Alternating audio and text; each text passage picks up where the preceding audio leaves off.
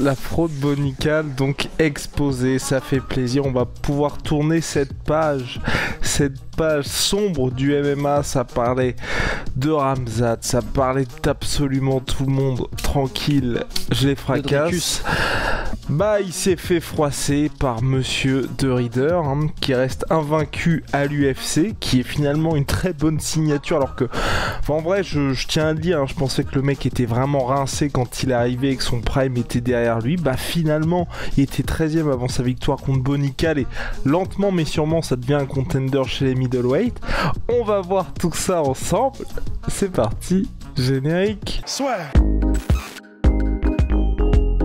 Winamax te rembourse ton premier pari en cash si celui-ci est perdant dans la limite de 100€, et en plus avec le code LASSUEUR10, 10€ supplémentaires en cash. Attention, les jeux d'argent sont interdits aux mineurs. Jouer n'est pas une alternative au travail et ne permet pas de s'enrichir, donc jouez de manière responsable. Bon, je sais pas quoi dire de la performance. Enfin, parce qu'à la fois c'est une belle perf de De Ridder, mais surtout, je trouve que Bonical mentalement c'est catastrophique. Le début du deuxième round qu'il nous fait, enfin, et encore une fois, je n'ai jamais fait de combat de MMA, mais tu vois, premier round qui perd et il le perd, c'est pas non plus comme s'il se faisait doser, tu vois.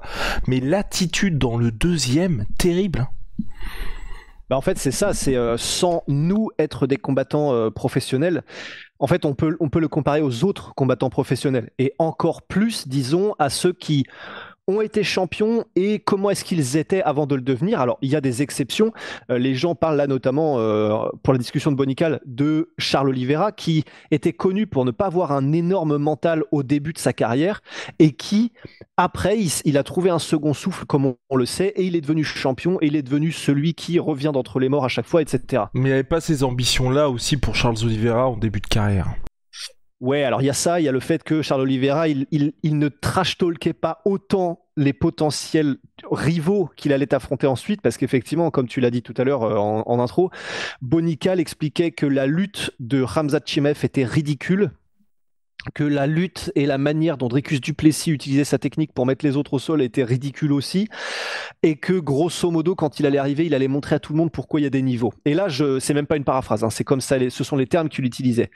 Et en fait, c'est vrai que le problème, c'est qu'il avait tout ce bagage technique en lutte folk, aux États-Unis, et à un très très très très gros niveau mondial. C'était vraiment un prodige de la lutte folk style, mais visiblement, et là c'est aussi l'autre discussion qui est en train de naître de ce qu'a fait Bonical, c'est la discussion de, en fait, est-ce que la lutte américaine, elle n'est pas en train de complètement être dépassée, et ça fait déjà quelque temps, pour le MMA, et est-ce qu'elle est vraiment adaptée au MMA en réalité? Quand tu compares à la lutte des pays du Caucase, il n'y a qu'à voir les Tchétchènes et les Dagestanais ce que ça donne, il n'y a pas de problème, on sait que ça marche.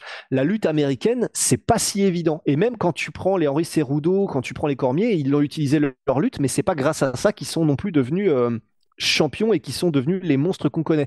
Et en fait, pour revenir à Bonical, même si c'est une parenthèse qui est intéressante et qui vaudra le coup d'être explorée, en fait, c'est ça, on le compare donc à des gens dont on sait qu'ils ont un mental de champion. Donc, alors là, prenez n'importe quel champion. Prenez, je sais pas, un Max Holloway, prenez un Robbie Lawler. Bon, là, je prends des mecs qui sont vraiment particulièrement, mais tu vois, des Dustin Poirier, des Dan Hooker, des mecs où tu sais que c'est des chiens de la casse. Tu sais que quand ça commence à être dur, c'est quand eux, ils commencent à s'amuser. Et ben là, Bonical, moi, j'étais persuadé, il y a peut-être 2 ans, quand il a commencé à arriver à l'UFC, j'étais persuadé que c'était un futur champion. J'en étais sûr. Je l'entends, la manière dont il parlait dans les podcasts de Joe Rogan, ce qu'il disait sur la science avec laquelle il allait construire son style, et au-delà de sa carrière avec laquelle il arrivait, et puis son background athlétique en lutte folk style, etc. Ses premiers combats aussi hors UFC où il explosait les mecs. Honnêtement, j'étais sûr qu'il allait devenir champion et avoir une progression stratosphérique. Et ben là, honnêtement, déjà la progression, on ne la voit plus. C'est-à-dire qu'il combat de temps en temps, et contre Paul Craig, c'était pas fou. Là, contre René de Ridder, il a perdu, c'était pas fou non plus. Puis il n'y a pas eu de progrès dans sa boxe. Parce que déjà, ouais. contre Paul Craig, ça avait été très difficile de regarder ce combat, et un combat où en plus, nous, on avait déjà tiré un peu la sonnette d'alarme, parce que sa première réaction, c'était vraiment pas du tout en adéquation avec ce qui s'était passé, et lui était très satisfait de sa performance. Tous ceux qui aiment bien le beau MMA, je ne vous invite pas à regarder ce combat-là. Et là, on n'a pas du tout vu de progrès contre De Ridder, et vraiment, ce qui est là où moi, ça m'inquiète vraiment, c'est ce côté, la difficulté. On sait à quel point les lutteurs, ça fait leur force, c'est qu'à bout d'un moment, et d'ailleurs, c'est son coach Matt Barnes le dit, il avait l'impression que De Ridder était fatigué. Bon bah c'est là qu'il faut accélérer, sauf que on n'a pas du tout eu ça. Donc est-ce que Bonical, qui est quelque part dans sa carrière de lutte, oui il a eu ses titres en Division 1 en lutte, mais à chaque fois qu'il aurait pu faire partie de l'équipe américaine pour les JO, pour les grandes compétitions, il n'y était pas, c'était à chaque fois la 5e roue du carrosse. Est-ce que c'est pas un gars, bon peut-être que c'est vraiment prématuré ce que je dis là, mais tu vois quand ça devient dur, à la différence des grands champions, bah il arrive pas à élever ce truc-là qui fait que Khamzat, quand il va tomber sur Burns, bah il arrive quand même à s'imposer. Et que de son côté, lui, quand il y a enfin quelqu'un qui lui donne du répondant, parce que c'est là aussi, je pense, la difficulté pour Bonical, c'est que tu dois pas avoir grand monde qui peut résister, mais quand il tombe face à un mec qui est de cet acabit-là, c'est très compliqué pour lui. Bah en fait, moi, ce qui me fait peur, c'est que au-delà même du fait que quand c'est devenu dur, il a un peu lâché l'affaire. Alors après, De Ridder, faut quand même le dire, il était énorme, mais énormissime dans la cage. T'as l'impression qu'il mettait une tête et 10 kilos à Bonical. Et puis surtout, son style, c'est un style ultra chiant. Il est là, il te harcèle, il est lourd dans ses frappes, il te lâche jamais, il veut juste t'étouffer petit à petit. C'est horrible comme style. Mais c'est même pas que lorsque c'est devenu dur, Bonical a un peu lâché l'affaire, parce que même avant dans le premier round, comme tu l'as dit, il le perd de peu, mais il le perd et de peu. Avec Bonical, on s'attendait à un Khamzat, on s'attendait à un gars qui arrive et qui asmate les mecs en fait. Moi je m'attendais à ce qu'au bout de quelques combats, il arrive, il utilise sa lutte, il pense les mecs au sol, personne peut rien faire, ground and pound. S'il progresse en striking, on est bien aussi, tant mieux. Mais moi je m'attendais vraiment à ce qu'il mette des pilule au mec dans ses domaines de prédilection.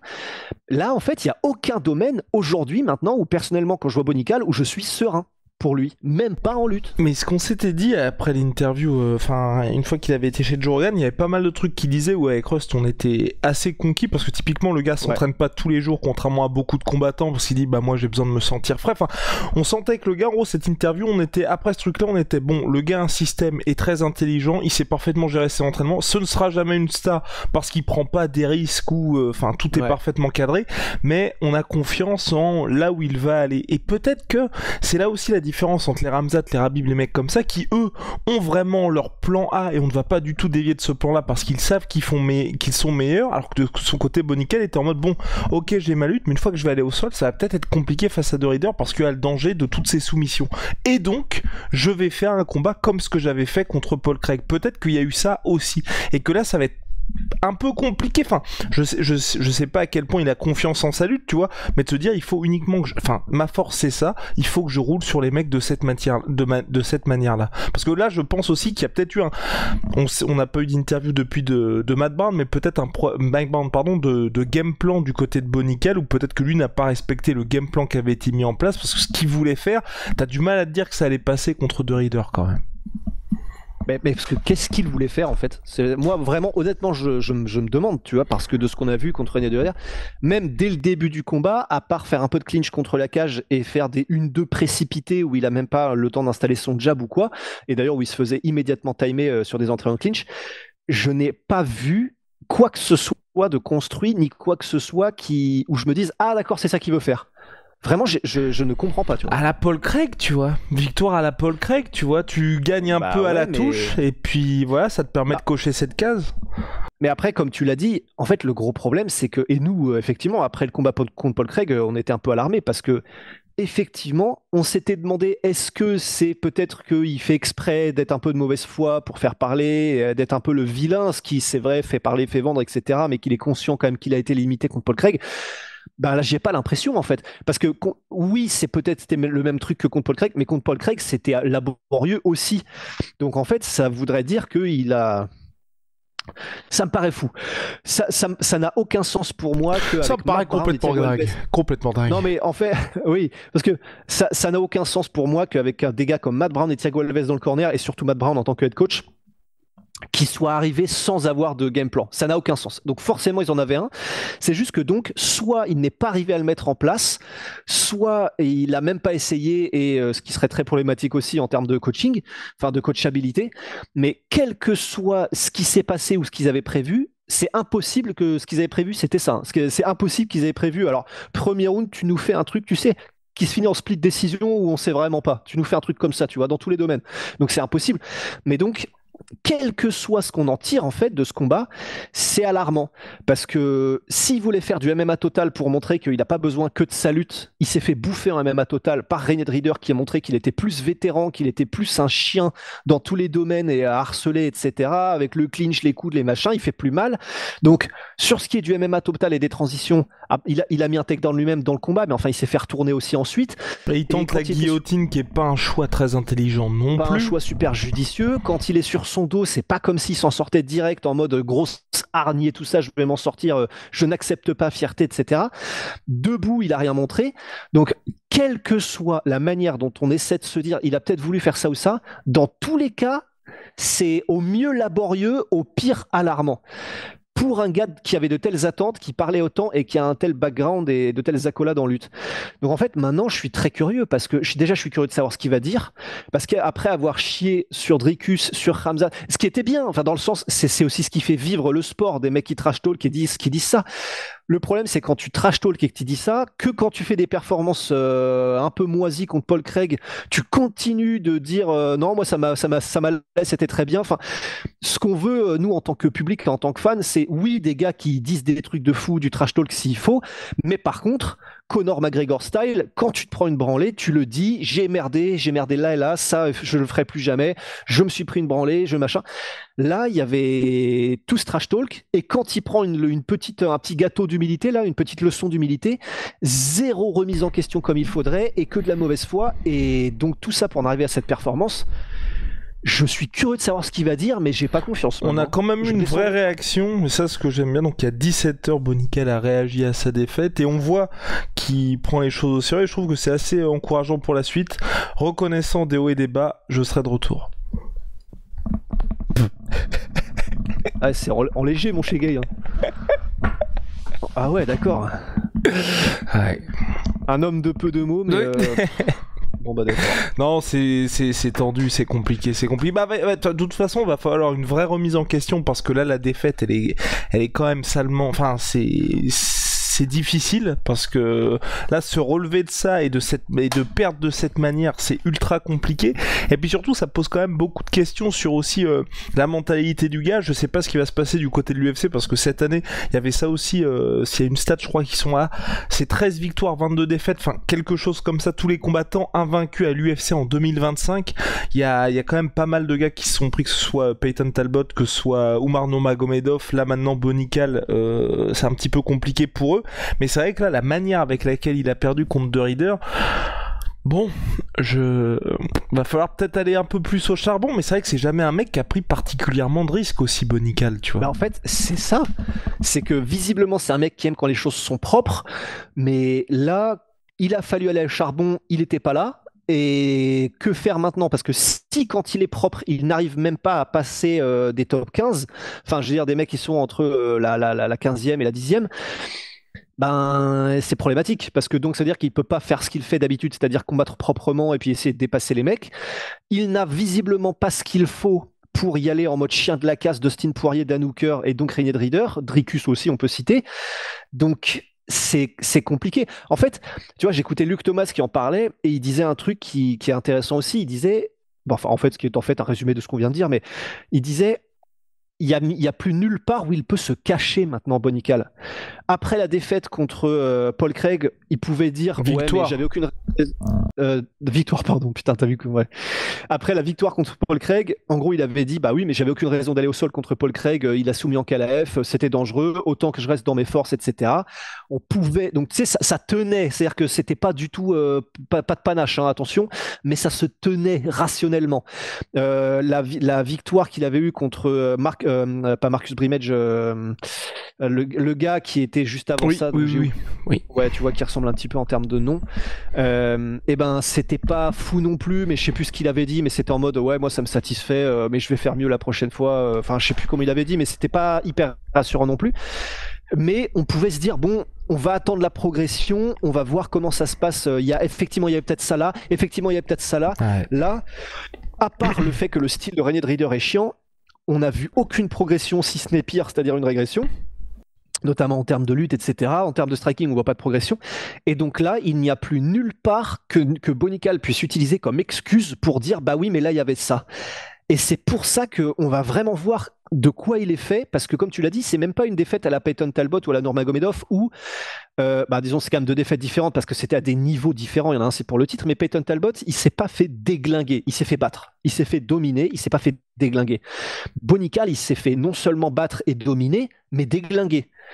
Comment tu reviens quand tu te voyais toi-même visiblement très très grand, parce que comme il parlait, il se voyait déjà champion, Bonical, et ce qui est une bonne chose à avoir, mais visiblement les compétences ne suivaient pas, et donc qu'est-ce qu'il faut changer à l'entraînement? Est-ce que ça veut dire qu'il démonte tout le monde à l'entraînement, mais que peut-être les gars le laissent faire un peu, ou j'en sais rien, je sais pas comment ça se passe, il s'entraîne quand même mis chez lui dans le Minnesota, je crois, et mis à l'ATT en tout cas, mais visiblement dans sa mentalité il y a un truc qui cloche, quoi. Après, ce qui est difficile aussi pour Bonical, c'est son style, qui fait que même si ATT est un très bon gym, c'est un gym qui est connu pour son anti-hut, donc il faut lui ramener des gars qui sont très bons dans ce domaine-là, et je pense que malheureusement t'as pas grand monde qui peut tenir la dragée haute à Bonical, et même là cette défaite pour moi elle est chiante aussi, et elle aurait été tout aussi chiante contre Paul Craig, parce que t'as pas énormément de mecs qui ont ce calibre-là dans la catégorie middleweight, donc vous lui mettez un certain nombre, je veux dire, on le met contre Adesanya et il fait plan A avec un Adesanya qui quand même commence à être un peu vieillissant, il ponce Adesanya, on ne va rien apprendre, donc il est condamné à tomber sur un gars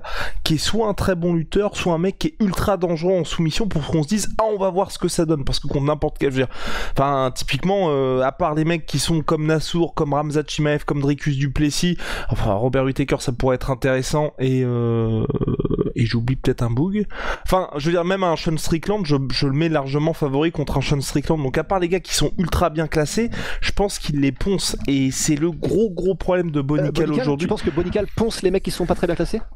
Enfin stylistiquement je pense qu'un Sean Strickland, en vrai Strickland je pense qu'il le met au sol. Tu penses qu'il galère? Ah ouais? Ah, moi, je pense que Strickland gagne. Là, de ce qu'on a vu, je pense que Strickland démonte Bonical.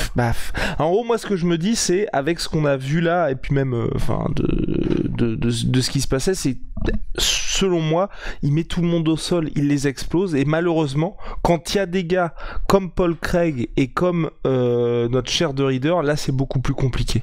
Sauf que des mecs comme ça, malheureusement, t'en as pas des masses. Hein. Ouais. Non, t'en as pas des masses, mais par contre, le top 10 UFC, ils sont tous tellement chauds en middleweight que t'en as pas des masses en dehors du top 10, top 15. Par contre, top 10, top 15, ils sont tous quasiment chauds. Parce que, franchement, s'ils galèrent quand ça commence à être dur, il y en a des mecs qui sont durs quand c'est dur, hein, parce que même quasiment que ça. Non, mais tu vois ce que je veux dire? Un mec comme Fluffy Hernandez, bon courage à Bonical. Hein. Mais oui, oui, voilà. Bah, typiquement, Hernandez, ça aurait été très très chaud pour lui aussi. Ah, mais ouais, c'est vrai qu'il commence à en avoir chez les middleweight. Mais, oh là, ce serait le pire. Enfin, quoique maintenant, ça y est, même un, comment il s'appelle, Brendan Allen aussi, ça pourrait être compliqué. Maintenant, de ce qu'on a vu de Bonical, je mets Brendan Allen gagnant, tu vois. Ouais. Parce qu'en fait, si on est dur mais réaliste, Tarla Mannschaft, en réalité, ces 3 derniers combats à l'UFC sont décevants à Bonical. Dans ces 3 derniers combats à l'UFC, on n'a rien vu qui nous fasse dire top 15 easy et le mec va les démonter tous, tu vois. Ah, dur. Ah, vraiment. Merde, je t'ai perdu. Ah, I'm back. C'est bon. Tu m'entends? Ouais, je t'entends. 5 sur 5. T'as frisé? Non, t'as pas frisé. Enfin, à part tes cheveux, mais sinon tout va bien. Mais ouais, c'est très compliqué. Très très compliqué parce que ça va dépendre contre qui ils veulent le mettre aussi. Parce que typiquement, combat de retour, ils le mettent contre Allen pour biais de fou. Parce que là, c'est soit on voit tous les progrès qu'il a pu faire en striking, soit ça peut être très très compliqué pour lui. Et parce que et voir aussi à quel point il a une aversion au risque, ce monsieur.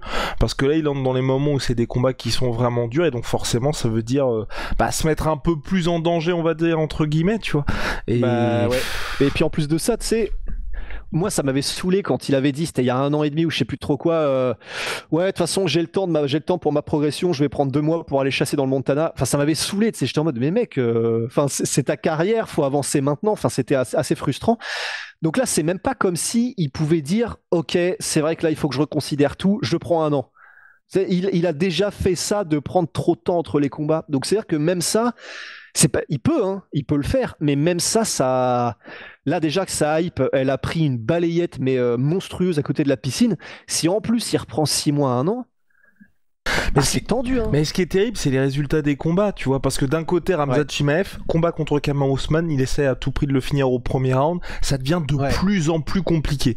Contre Robert Whittaker, on dit on va savoir, mais il refait exactement la même chose, alors qu'on était tous en train de se dire, Robert Whittaker, tu fais ça, et ça ne marche pas au premier round, dans un truc qui est prévu en 5, ça risque d'être très compliqué pour toi. Sauf que, ça passe contre Robert Whittaker, personne n'avait jamais fait ça contre Whittaker, et t'as quand même ce style qui fait que, bon, quand il y arrive, c'est le mec est quasi inarrêtable. Donc c'est vrai que c'est très dur avec Bonical. Malheureusement, il va être jugé uniquement face au combat. J'attends aussi une réaction un petit peu plus complète de sa part, ou peut-être qu'ils avaient prévu un truc qui pouvait être rassurant, tu vois. Imagine le gars te dit, j'ai fait des progrès considérables en anglaise, j'allais le jabber tranquille, l'assaisonner, et puis troisième round, j'allais le cueillir. Bon, ça paraît de ce qu'on a vu, de ce qu'on a vu, malheureusement, peut-être pas, mais peut-être que les lumières sont devenues un petit peu trop éblouissantes pour lui, on ne sait pas.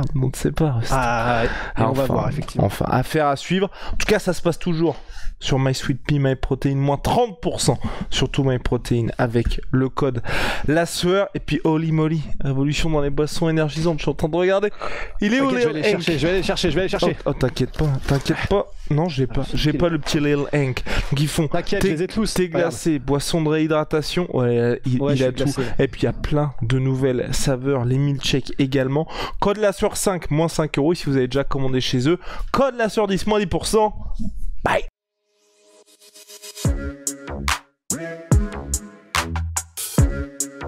Yeah.